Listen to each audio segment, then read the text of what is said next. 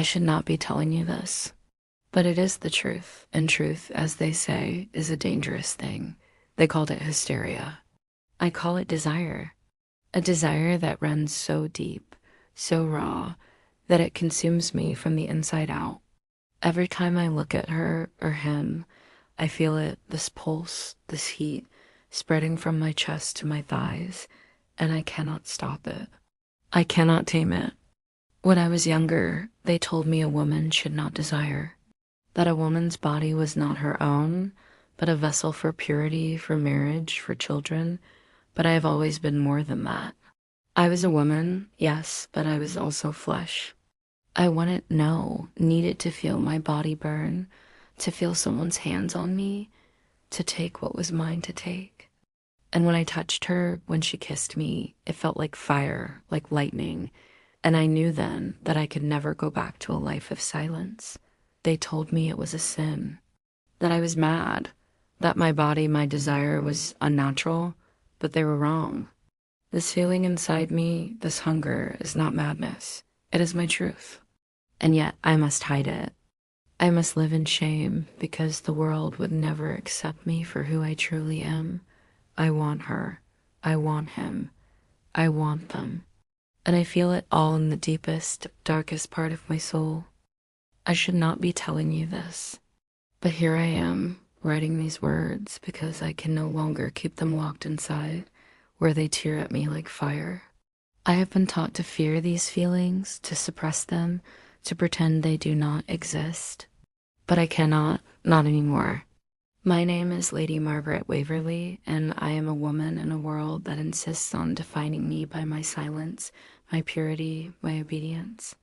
I have been told that my body is not my own, that my desires are unnatural, and that my only purpose is to be a wife and a mother. I have been told that I must suppress all thoughts of pleasure, of passion, of anything that might stray from the narrow path laid before me by society. But there is a fire inside me, a fire that refuses to be extinguished. It began subtly, as all things do. A glance that lingered too long, a touch that sent a shiver down my spine. At first, I dismissed it as nothing more than idle fancy, something fleeting, a thought too vulgar to entertain. But it would not leave me. It was not merely lust, not merely desire.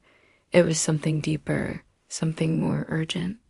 I would lie in bed at night, pretending to sleep, but all I could think about was the way Miss Eleanor Smith's lips curved when she smiled, the way her fingers brushed my arm as she passed me a cup of tea. Her eyes, they never left mine. They were full of something I could not name, and when she would laugh, low and intimate, I felt it, this ache, this warmth spreading through me like wildfire. I told myself I was mad, that this was just a passing fancy, that my mind was too tired, too overburdened with the responsibilities of being a proper lady, but the feeling grew. It was no longer a fleeting thought, no longer something to be dismissed as folly. It was a hunger that gnawed at my insides, demanding to be fed. And then there was him, my husband, Lord Henry Waverley, a man with whom I should have been content, a man to whom I was married, a man whose touch should have sufficed. But it did not. His affection was cold, distant, transactional. Our marriage was a duty, a contract. It was not love, nor was it lust. He would lie beside me at night, but he never touched me in a way that made my heart race. His hands never set my skin alight. His kisses were dutiful, not passionate. And so I began to wonder, was I to blame for these feelings, for these desires that were rising inside me like an unstoppable tide? Was I the one who was sick? When I sought the counsel of Dr. Price, a well-known physician, I expected comfort. Instead, I received a diagnosis that would haunt me for years. He called it hysteria. "It is common among women of your age," he said, his voice soft but firm. "A natural result of unexpressed emotions, repressed desires. You are too sensitive, Lady Waverley. You feel too much." He prescribed rest and isolation, and he suggested I spend time away from any stimulating company. He told me to avoid any activities that might provoke my unnatural cravings. His words echoed in my mind, and I found myself wondering if I was truly the one with the problem. Why did I feel so alive when I looked at Eleanor? Why did my body awaken in ways I could not explain when I was near her? I could not stop thinking about her. It was not the first time I had felt this way about a woman. At 17, I had found myself in a similar situation with a young governess, Miss Carolyn, who had taught me to play the piano, but that had been innocent. Or so I thought. Now, as an adult, I realized the feelings I had buried were far from innocent. They were the same feelings that rose again whenever I saw Eleanor's eyes, whenever she smiled too sweetly, whenever her fingers grazed mine. But society would never accept it. I would never be allowed to act on it. To even speak of such things would lead to scandal, to ruin.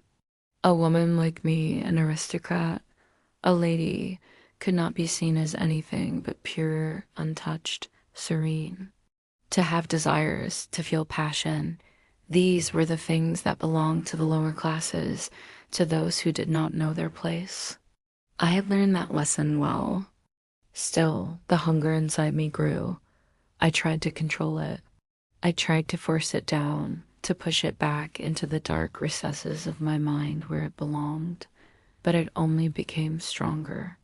It pulsed through my veins, hot and insistent, demanding release. I could not ignore it anymore. One afternoon, Eleanor and I were alone in the drawing room. The others were busy with their own affairs, and the silence between us felt heavy, thick with unspoken things. I watched as she moved gracefully around the room, her dress rustling softly. Her eyes met mine, and for a moment, time seemed to slow. The air between us was charged, electric. She walked toward me, her steps slow, deliberate. She stopped just in front of me, so close that I could feel her breath on my skin. I froze. My heart was pounding in my chest, my mouth dry. I wanted to reach out, to touch her, to feel the warmth of her body against mine. But I was frozen in place, caught between my desires and my fear of what would happen if I crossed that line. I cannot, I whispered, my voice trembling. She smiled then, a smile that was both kind and knowing. She placed a hand on my shoulder, and I felt her fingers burn through the fabric of my gown, sending a shock of heat through me. You can, she said softly. You've always been able to. I wanted to answer, to speak the truth that was burning in me, that the words caught in my throat.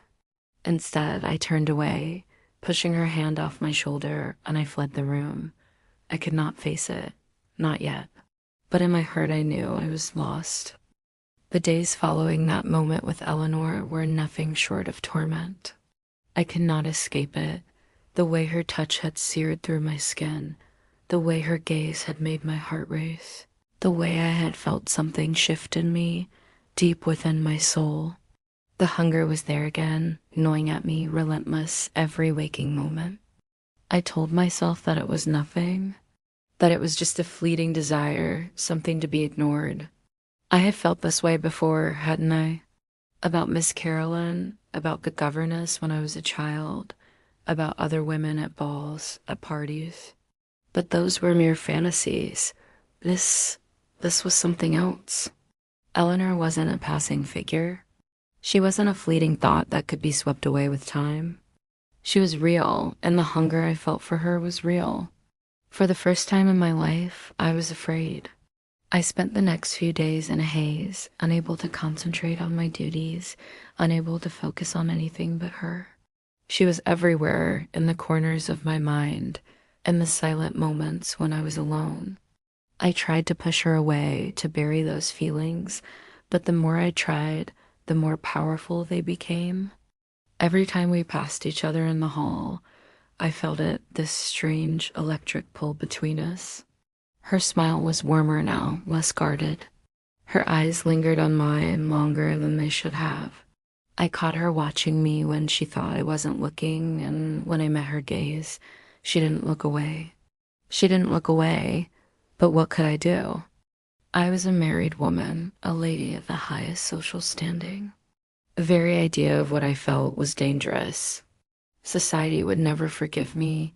Society would never accept me. What would my husband say? What would my family say? What would my friends say if they knew? I could never be that woman. I could never be that kind of woman, but the truth was undeniable. The more I fought it, the more it consumed me. I began to dream of her, of the softness of her skin, the warmth of her breath, the way her lips moved when she spoke to me. I imagined what it would be like to be with her, to kiss her, to touch her. I longed for it. I longed for her. One evening, the house was quiet. My husband had gone out for the night, as he often did, leaving me alone with my thoughts, my desires. I knew Eleanor was downstairs, preparing for the evening's dinner. I had seen her earlier in the hallway, and I couldn't stop thinking about her. I tried to read, to occupy my mind with something else, but it was futile. The need to see her, to be near her, was overwhelming. I told myself I was being foolish. But as the evening wore on, I found myself moving toward the staircase, then down the hallway. Before I knew it, I was standing outside her door. I could hear her soft laughter inside, the sound of her voice mingling with the clink of glasses. I raised my hand to knock, but I hesitated. What was I doing? What was I thinking? This wasn't me. This wasn't who I was supposed to be.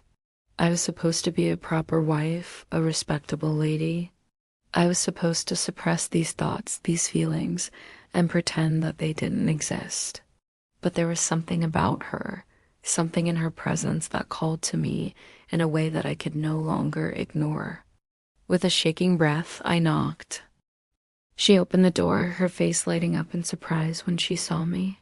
"Lady Waverley," she said, her voice warm and inviting. "Is everything all right?" I stood there, frozen for a moment, my heart racing. I wanted to speak, to say something, but the words caught in my throat. She was standing in front of me, looking at me with those dark eyes, her lips slightly parted. I could feel the heat between us, the unspoken desire hanging in the air. I couldn't sleep, I said, my voice trembling slightly. "I thought I might join you for a while."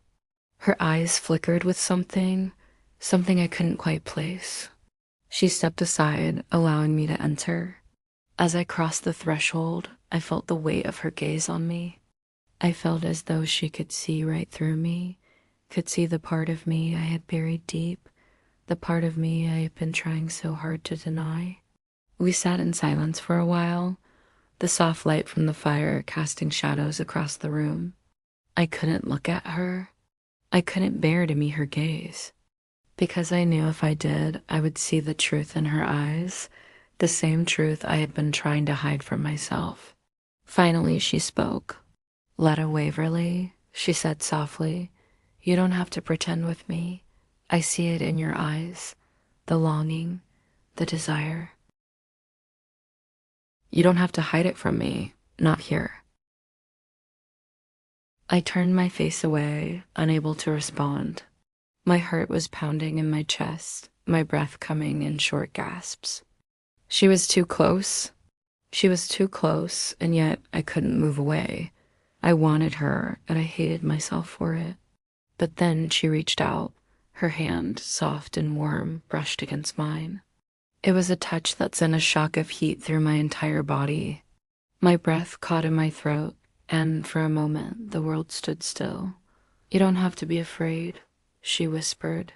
"You are not alone in this." And for the first time in my life, I realized that I didn't have to be. I didn't have to be afraid of what I felt. I didn't have to be ashamed, but I was still trapped.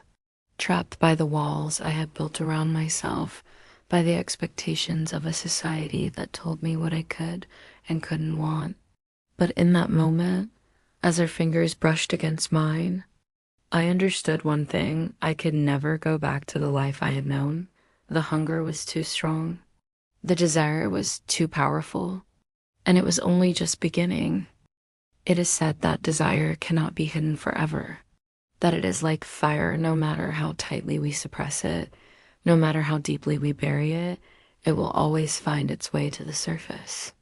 I am beginning to believe that, because no matter how hard I tried to resist, the hunger for Eleanor grew stronger. And one fateful evening, I realized that I could no longer deny it. The air in the drawing room was thick with the scent of roses, their petals curling in the warmth of the fire. Eleanor was sitting by the window, her profile bathed in the soft light of the setting sun. She looked like a vision from some forgotten dream, her eyes distant, her expression serene. But I knew her better than that. I could see it in the way her lips curved slightly, in the way her fingers lightly drummed on the armrest of her chair. She was waiting for me. I couldn't speak. I couldn't move. The weight of her gaze was too much, and yet I was drawn to her as though some invisible force was pulling me toward her. I had always known there was something between us, something unspoken. But that night, the unspoken was about to be shattered. "Lady Waverley," Eleanor said, her voice low and soft, yet heavy with meaning, "you do not need to hide it anymore. I see it in you. I feel it in the way you look at me." I froze. The words hung in the air like poison, but they also felt like freedom. I wanted to speak, to deny it, to tell her that she was wrong, that I had no idea what she meant. But the truth sat heavy on my tongue, waiting to escape. "I do not hide it," I whispered. The words felt like a confession, a surrender, but I must. She stood, her movements fluid, graceful, as though she had been waiting for this moment for as long as I had. She crossed the room in 2 strides and stood before me, her face inches from mine. The heat between us was almost unbearable. My breath caught in my throat, my heart racing. I wanted to touch her. I wanted to kiss her. But I was trapped in a world of rules, of expectations, of tedium. And she was the one person who made me feel alive. "You don't have to hide it," she repeated softly, her hand brushing against mine. "I've known for a long time, Margaret. I've seen it in your eyes. I felt it in the way you speak to me, in the way your fingers tremble when you're near me." Her words were a spark, igniting something I had tried to extinguish for years. I wanted to pull away, to walk out of the room and lock myself away in some dark corner where these feelings couldn't reach me. But I couldn't. My body betrayed me. My heart betrayed me. And in that moment, I knew that nothing in the world could make me walk away from this. Her fingers slid down my arm, leaving a trail of fire behind them. My breath hitched, and I could feel my body reacting to her touch, my skin tingling with need. I had never felt so alive, and yet I had never felt so ashamed. "I cannot do this," I whispered, though my voice lacked conviction. "You are a woman." "And you are more than your title, Margaret," she interrupted gently. "You are a woman with desires, with needs, and those desires, those needs are not wrong." I stared at her, unable to find the words. What she was saying, what she was offering, was forbidden. It was a betrayal of everything I had been taught. I was a wife, a lady, a woman of duty. I couldn't just give all of that up, but Eleanor was different. She made me feel things I had never thought possible. "I don't care about society's rules," she said, as if reading my mind. "I care about you. And I know you care about me too." Her lips were inches from mine, and for a brief moment, the world outside the room ceased to exist. There was no societal judgment. There was no husband. There was no family. There was only her and me, and the space between us that seemed to grow smaller by the second. Before I could stop myself, I reached up and touched her face. Her skin was so soft, so warm. Her lips were so close, so tempting.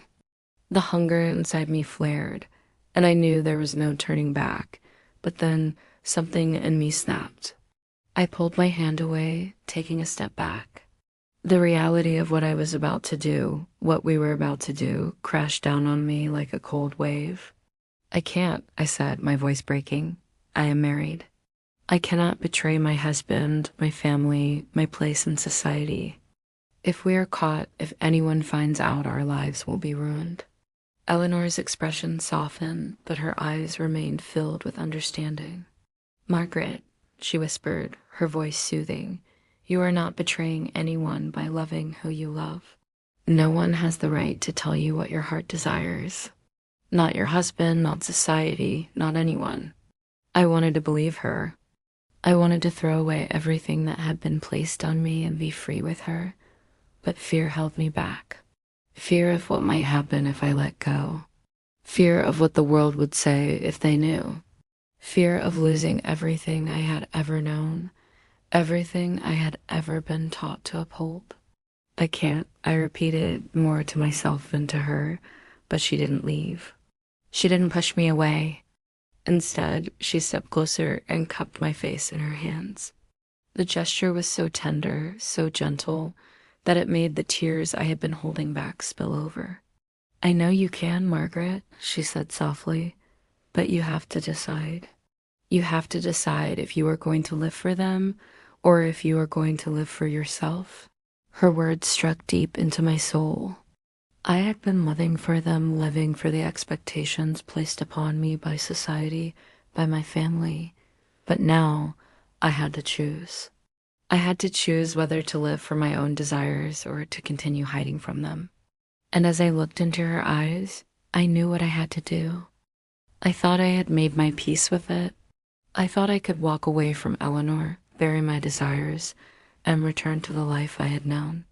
But no matter how many times I told myself that, no matter how many times I tried to ignore it, the truth never left me. It gnawed at my soul, clawing its way back to the surface, demanding to be felt. The night that I kissed Eleanor, the night that changed everything, I had crossed a line, and I knew it. But what I did not understand, what I could not yet grasp, was that the world I had known, the life I had built, was built on lies. A marriage of convenience, a name to be carried forward, a body to be controlled. And I had broken all of it in one moment of desire. I woke the morning after in a haze. The warmth of her body still lingered in my mind, her kiss still burned on my lips. I could still feel the heat of her hands on my skin, the way she made me feel more alive than I had ever felt in my entire life. But as the reality of the situation sank in, the weight of what I had done hit me with a crushing force. I had betrayed not just my husband, but everything I had ever known to be proper. The following days were a blur. I tried to act normal, to pretend that nothing had changed, but every glance, every conversation felt like a lie. I avoided Eleanor, my heart heavy with guilt, but every time I saw her, I could feel the unspoken bond between us, the connection that had been formed the night we kissed. It was a bond that no amount of shame or guilt could erase. Then came the whispers, the hushed tones, the looks exchanged behind my back. The once polite conversations with my friends now carried an edge of discomfort, as if they could sense that something was different, something was wrong. I could see it in their eyes. I could feel it in the way they avoided me, as if they knew that I had stepped out of line, that I had done something unspeakable. And I had. The first blow came from my husband, Lord Henry, whom I had married out of duty, whom I had never loved but had grown to resent, confronted me one evening in our study. His face was pale, his hands trembling with anger as he slammed the door behind him. "Margaret," he said, his voice cold, his eyes full of accusation. "What have you done?" I said nothing, unable to form the words. I could feel the heat of shame rising in my cheeks, but I could not look away from him. I could not lie. He paced in front of me, his voice rising with each word. "You have shamed me. You have shamed us both. What have you done, Margaret?" I started, but my voice faltered. I had no defense, no excuse. "You are a woman of privilege, a woman of honor," he continued. "How could you debase yourself like this, and with a woman?" The words struck like a dagger. I felt a tightness in my chest, a suffocating weight that I could not escape. I had never been able to live up to his expectations, never been able to be the woman he wanted me to be. But now I had crossed a line that was unforgivable. "I am sorry," I whispered, my voice breaking, "but I cannot take it back. I cannot undo what I have done." He stood there for a long moment, staring at me as if I were a stranger. Then he turned, his face contorted with disgust, and left the room, slamming the door behind him. That was the first fracture in the life I had known. The second blow came from my family. My father, who had always seen me as a pawn in his carefully constructed social game, was furious. When I returned home, I was met with cold eyes and harsh words. My mother, once the epitome of grace and decorum, wept in front of me, begging me to explain myself, but I could not explain. How could I explain a desire that was forbidden, a desire that no one could understand? How could I explain that I had kissed a woman and that the world no longer felt the same, that I no longer felt the same? The whispers about me grew louder. The scandal spread like wildfire, devouring every piece of dignity I had left. There were no more invitations to parties, no more dinners with my peers. I was a pariah, cast aside by the very society that had once adored me, and then came the final blow, the loss of Eleanor. We had met in secret, stolen moments when the world was asleep, when no one could see us. But in the light of day, I could feel the weight of our secret pressing down on us, suffocating the love we had shared. Eleanor, too, was trapped by the constraints of society, by the fear of exposure. She could not live in the shadows forever, and so she left. She vanished without a trace, as quietly as she had come into my life. I searched for her, begged for her return, but she was gone. She had made her choice, just as I had made mine. And so I was left alone. Alone with my guilt, my shame, and the burning ache of desire that I could never fulfill. I had destroyed everything. My marriage, my family, my reputation, and most painfully, my love. I had burned it all to the ground, chasing a fleeting moment of freedom, of passion, of life. And in the end, I was left with nothing. Perhaps this is what I deserve. Perhaps this is the punishment for a woman who dares to live for herself, for a woman who dares to love who she loves. Perhaps I will die alone, a woman who never belonged to anyone, not even to herself. But at least for a brief time, I was free. I was not the woman they wanted me to be. I was not the obedient wife, the perfect lady. I was something more, something real. And for that, I would never regret it. Time does not heal all wounds, but it dulls them. It dulls the sharp edges of grief, of regret, of the memories that once seemed so vivid, so painful. I have spent the past few months in a haze, wandering through a life that feels foreign to me now. The woman I was, Lady Margaret Waverley, the obedient wife, the respectable daughter, no longer exists.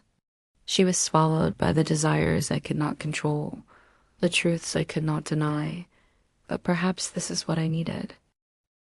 Perhaps I needed to lose everything in order to find myself.